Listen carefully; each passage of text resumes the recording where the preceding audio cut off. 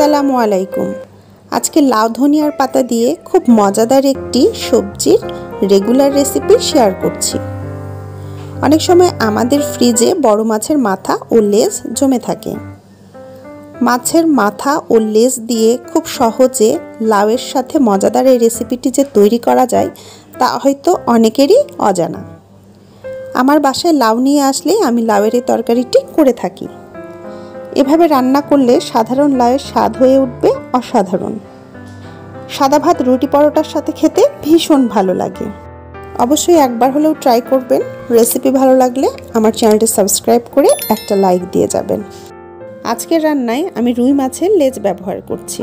আপনারা যে কোনো বড় মাছের মাথা দিয়েও রান্নাটি করতে পারবেন। আমি এখানে রুই মাছের লেজ মাছ বরাবর কেটে নিয়েছি ও 2 টুকরো মাছ ব্যবহার করছি।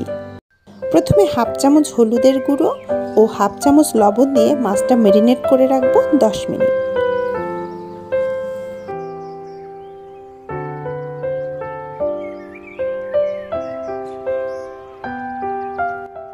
এখানে একটা মিডিয়াম সাইজের লাউয়ের অর্ধেকটা একটু ছোট ছোট করে কেটে নিয়েছি। আপনারা দেখে নিশ্চয়ই বুঝেছেন আমি লাউটা কিভাবে কেটেছি। চেষ্টা করবেন একটু ফ্রেশ লাউ নিতে। চলে যাচ্ছি মূল রান্নায়। প্যানে প্রথমে পরিমাণ মতো তেল ঢেলে দিচ্ছি। আমি সয়াবিন তেল ও সরিষার তেল মিশিয়ে ব্যবহার করছি। আপনারা চাইলে যে কোনো এক রকমের তেল দিয়েও রান্নাটা করতে পারবেন। তেল ভালোভাবে গরম হয়ে আসলে মাছগুলো দিয়ে দেব। উল্টে পাল্টে মাছগুলো ভেজে নেব। তবে আপনাদের মাছ যদি টাটকা হয় সেক্ষেত্রে মাছ ভেজে না নিলেও চলবে, কিন্তু ফ্রিজে থাকলে একটু ভেজে নিলেই ভালো হয়। মাছগুলো খুব বেশি ভাজার দরকার নেই, হালকা লালচে লালচে করে ভেজে নিলেই হবে।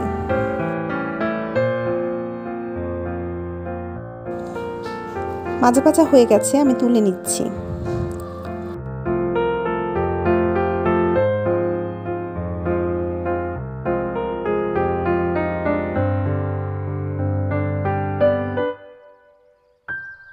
ওই একই তেলে দিয়ে দিচ্ছি 3টা মিডিয়াম সাইজের পেঁয়াজ কুচি। পেঁয়াজগুলো নেড়ে চেড়ে একটু ভেজে নেব।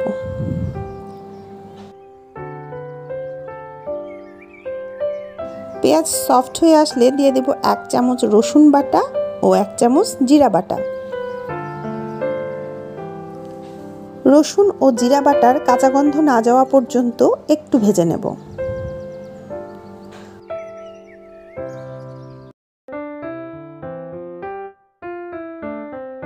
সামান্য পানি দিয়ে দিচ্ছি যাতে মশলাটা পুড়ে না যায়।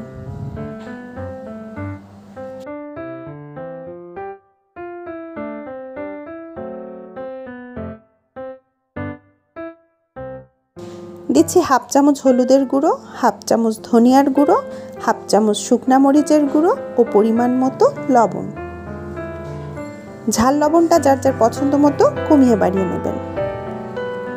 সবকিছু ভালোভাবে নেড়ে মশলাটা কষিয়ে নেব। মশলা কষানো হয়ে গেলে দিয়ে দিচ্ছি ভেজে রাখা মাছগুলো।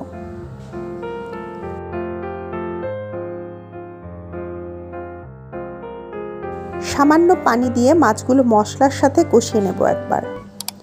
এতে মশলাটা মাছের ভেতরে ভালোভাবে ঢুকে যাবে। মাছ মশলা কষানো হয়ে গেলে দিয়ে দিচ্ছি কেটে ধুয়ে রাখা লাউগুলো।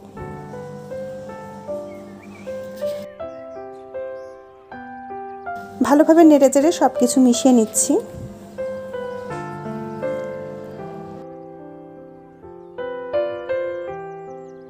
ঢাকনা দিয়ে ঢেকে কিছুক্ষণ রান্না করলে লাউ থেকে পানি বেরিয়ে আসবে।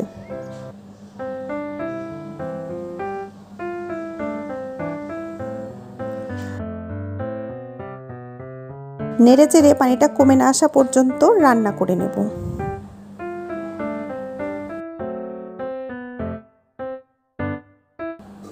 আস্তে আস্তে লাউ সেদ্ধ হয়ে আসবে ও মাছগুলো আধ ভাঙা হয়ে যাবে। এ পর্যায়ে এসে দিয়ে দিচ্ছি কয়েকটা কাঁচামরিচের ফালি ও সামান্য ধনিয়ার পাতা।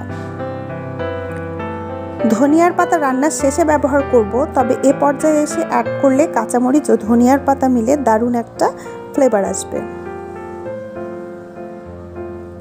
নেড়ে চেড়ে সবকিছু মিশিয়ে ঢাকনা দিয়ে আরও কিছুক্ষণ রান্না করে নেব।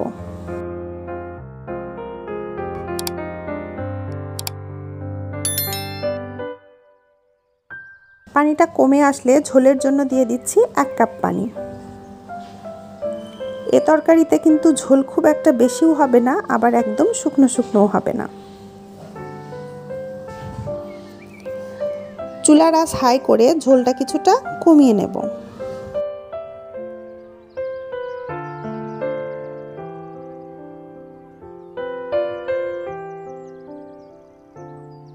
ঝোলটা টেনে আসলে আঁচ কমিয়ে ওপর থেকে ধনিয়ার পাতা কুচি দিয়ে দিচ্ছি।